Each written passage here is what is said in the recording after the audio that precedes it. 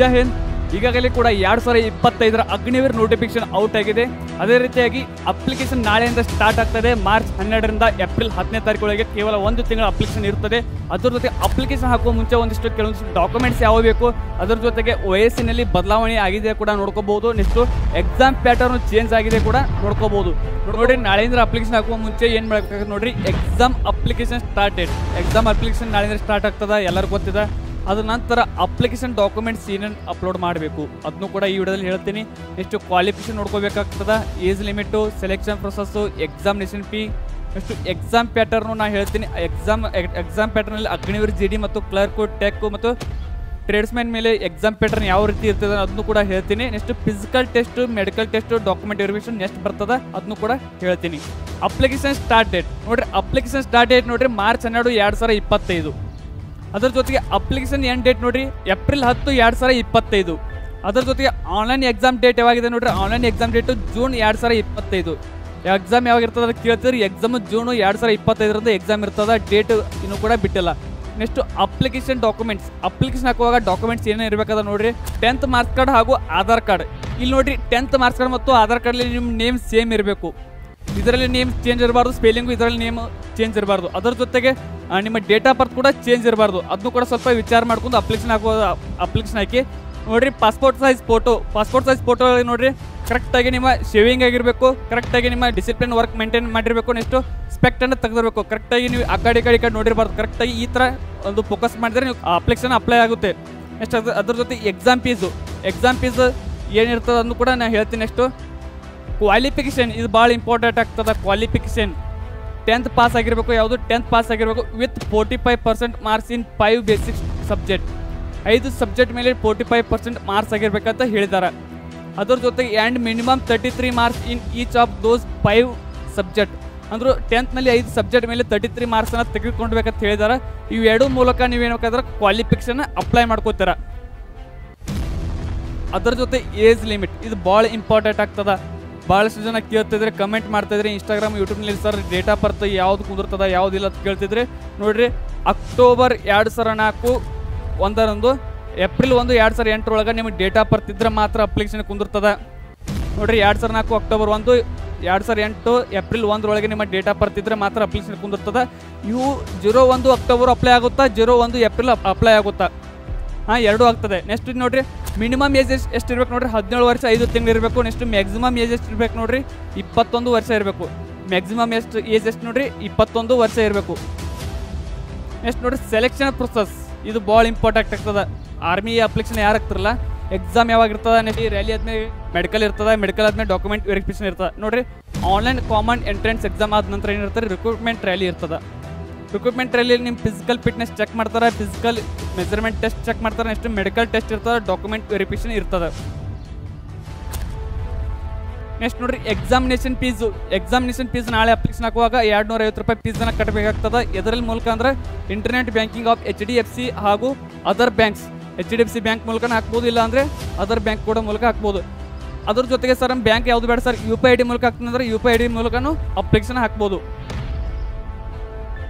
Next ನೋಡ್ರಿ exam pattern ನೋಡ್ರಿ, online common entrance examination. ಎಕ್ಸಾಮ್ನಲ್ಲಿ ಬರುವಂಥದ್ದು ಏನಿತ್ತು ನೋಡ್ರಿ, will be conducted in 13 languages. ಭಾಳಷ್ಟು ಜನ ಕೇಳ್ತಿದ್ರೆ ನೋಟಿಫಿಕೇಶನ್ ಆದಮೇಲೆ ಸರ್ ಎಕ್ಸಾಮ್ ಕನ್ನಡದಲ್ಲಿ ಕೊಟ್ಟಿದ್ದಾರೆ ಕೇಳ್ತಿದ್ರೆ, ಕನ್ನಡವೂ ಕೂಡ ಈ ವರ್ಷ 2025 ಎಕ್ಸಾಮ್ನಲ್ಲಿ ಕನ್ನಡದ ಎಕ್ಸಾಮ್ನಲ್ಲಿ ಇರ್ತದೆ.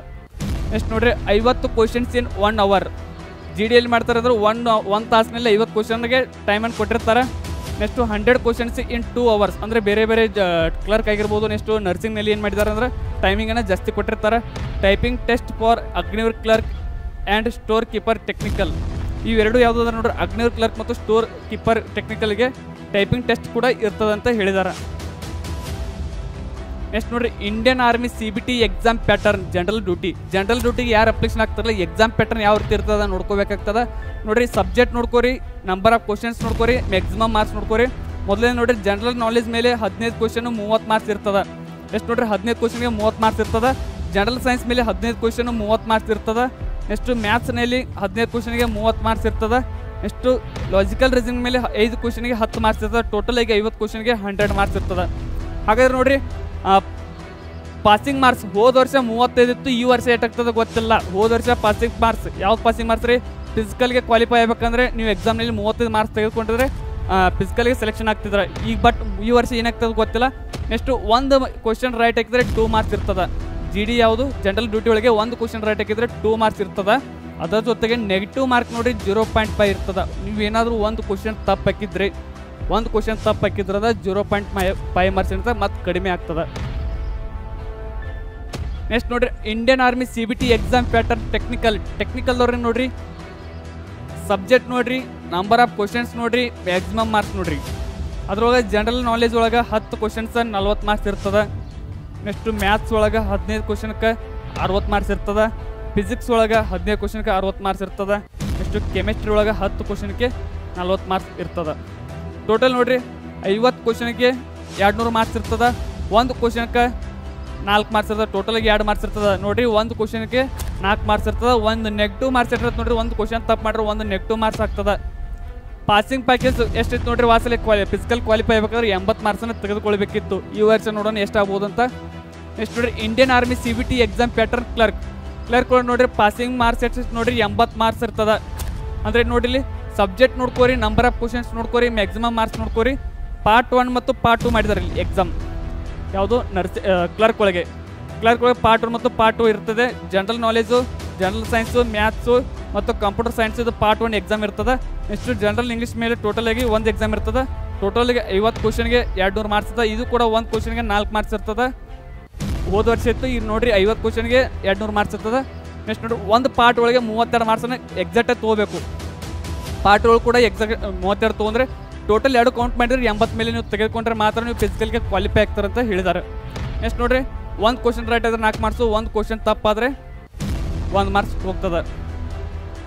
ನೆಕ್ಸ್ಟ್ ನೋಡ್ರಿ Indian army CBT exam pattern nursing ಒಳಗೆ ನೋಡ್ರಿ ಸಬ್ಜೆಕ್ಟ್ ನೋಡ್ಕೋರಿ, ಕ್ವಶನ್ಸ್ ನೋಡ್ಕೋರಿ, ಮ್ಯಾಕ್ಸಿಮಮ್ ಮಾರ್ಕ್ಸ್ ನೋಡ್ಕೋರಿ, ಪಾಸಿಂಗ್ ಮಾರ್ಕ್ಸ್ ನೋಡ್ಕೊಳ್ಳಿ. ಜನರಲ್ ನಾಲೆಜ್ ಮೇಲೆ 10 ಕ್ವಶನ್ಗೆ 40 ಮಾರ್ಕ್ಸ್ ಇರ್ತದೆ. ಮ್ಯಾಥ್ಸ್ ಮೇಲೆ 5 ಕ್ವಶನ್ಗೆ 20 ಮಾರ್ಕ್ಸ್ ಇರ್ತದೆ. ಫಿಸಿಕ್ಸ್ ಮೇಲೆ 5 ಕ್ವಶನ್ಗೆ 20 ಮಾರ್ಕ್ಸು. ಬಯಾಲಜಿ 15 ಕ್ವಶನ್ಗೆ 60 ಮಾರ್ಕ್ಸು. ಕೆಮಿಸ್ಟ್ರಿ ಮೇಲೆ 15 ಕ್ವಶನ್ಗೆ 60 ಮಾರ್ಕ್ಸ್ ಇರ್ತದೆ ನೋಡ್ರಿ. ಇಲ್ಲಿ ಫಿಸಿಕ್ಸು, ಬಯಾಲಜಿ, ಕೆಮಿಸ್ಟ್ರಿ, ಸೈನ್ಸ್ ಮೇಲೆ ಸಪ್ರೇಟ್ ಕ್ವಶನ್ ಕೇಳಿದಾರೆ. ಟೋಟಲ್ ಆಗಿ ನೋಡ್ರಿ 50 ಕ್ವಶನ್ಗೆ 200 ಮಾರ್ಕ್ಸ್ ಇರ್ತದೆ. ಇಲ್ಲಿ ಪಾಸಿಂಗ್ ಮಾರ್ಕ್ಸ್ ಇರ್ತದೆ ನೋಡ್ರಿ 80 ಮಾರ್ಕ್ಸ್ ಇರ್ಬೇಕು ಕಡ್ಡಾಯವಾಗಿ. ಹೋದ ಸಲ ಇತ್ತು, ಈ ಸಲ ಕೂಡ ನೋಡೋಣ ಜಾಸ್ತಿ ಆಗ್ಬೋದು. Agniveer army physical standard test ನೋಡ್ರಿ ಎಕ್ಸಾಮ್ ಮುಗಿದ್ಮೇಲೆ ನಿಮ್ಮ ಫಿಸಿಕಲ್ ಯಾವ ಥರ ಚೆಕ್ ಮಾಡ್ತಾರೆ? ಫಿಸಿಕಲ್ ನೋಡ್ರಿ ಮೊದಲು ಹೈಟ್ ಚೆಕ್ ಮಾಡ್ತಾರೆ, ಚೆಸ್ಟು, ವೇಟು. ಹೈಟ್ ನೋಡ್ರಿ GD ಮತ್ತು ಟ್ರೇಡ್ಸ್ಮನ್ಗೆ 166 ಸೆಂಟಿಮೀಟರ್ ಇರಬೇಕು. ಯಾವುದು GD ಮತ್ತು ಟ್ರೇಡ್ಸ್ಮನ್ಗೆ 166 ಸೆಂಟಿಮೀಟರ್ ಹೈಟ್ ಇರಬೇಕು. ಟೆಕ್ನಿಕಲ್ ಅವರಿಗೆ 165 ಸೆಂಟಿಮೀಟರ್.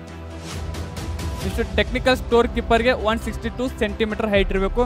ಇಷ್ಟು ಚೆಸ್ಟ್ ನೋಡ್ರಿ ಮಿನಿಮಮ್ ಚೆಸ್ಟ್ ಇರಬೇಕಂದ್ರೆ 77 ಚೆಸ್ಟ್ ಇರಬೇಕು. ಅದ್ರ ಜೊತೆಗೆ ಎಕ್ಸ್ಪೆಂಡ್ ಮಾಡಿದಾಗ 5 ಸೆಂಟಿಮೀಟರ್ ಎಕ್ಸ್ಪೆಂಡ್ ಆಗಬೇಕು. ಅದ್ರ ಜೊತೆ ವೇಟ್ ನೋಡ್ರಿ ಅಲ್ಲಿ ರ್ಯಾಲಿಯಲ್ಲಿ ಹೋದಾಗ ನಿಮ್ಗೆ ವೇಟ್ ಅದ್ರ ಬಗ್ಗೆ ಮಾಹಿತಿ ಅಲ್ಲೇ ಸಿಗುತ್ತೆ. ನೆಕ್ಸ್ಟ್ ನೋಡ್ರಿ ರನ್ನಿಂಗ್ ಟೆಸ್ಟ್. ರನ್ನಿಂಗ್ ಮಾಡುವಾಗ ನೋಡ್ರಿ 16 ಮೀಟರ್ ಗ್ರೌಂಡ್ ಇರ್ತದೆ. ಅದನ್ನ 16 ಮೀಟರ್ ಗ್ರೌಂಡನ್ನ 5 ನಿಮಿಷ 45 ಸೆಕೆಂಡ್ ಒಳಗೆ ಮಾತ್ರ ನೀವು ರೌಂಡ್ ಹಾಕ್ಬೇಕಾಗ್ತದೆ. ನೆಕ್ಸ್ಟ್ ನೋಡ್ರಿ ಗ್ರೂಪ್ 1 ಮತ್ತು ಗ್ರೂಪ್ 2 ಡಿವೈಡ್ ಮಾಡ್ತಾರೆ. ಯಾವುದು ರನ್ನಿಂಗಲ್ಲಿ ಗ್ರೂಪ್ 1 ಮತ್ತು ಗ್ರೂಪ್ 2 ಡಿವೈಡ್ ಮಾಡ್ತಾರೆ. Up to 5 minute 30 second 60 marks ಇರ್ತದೆ.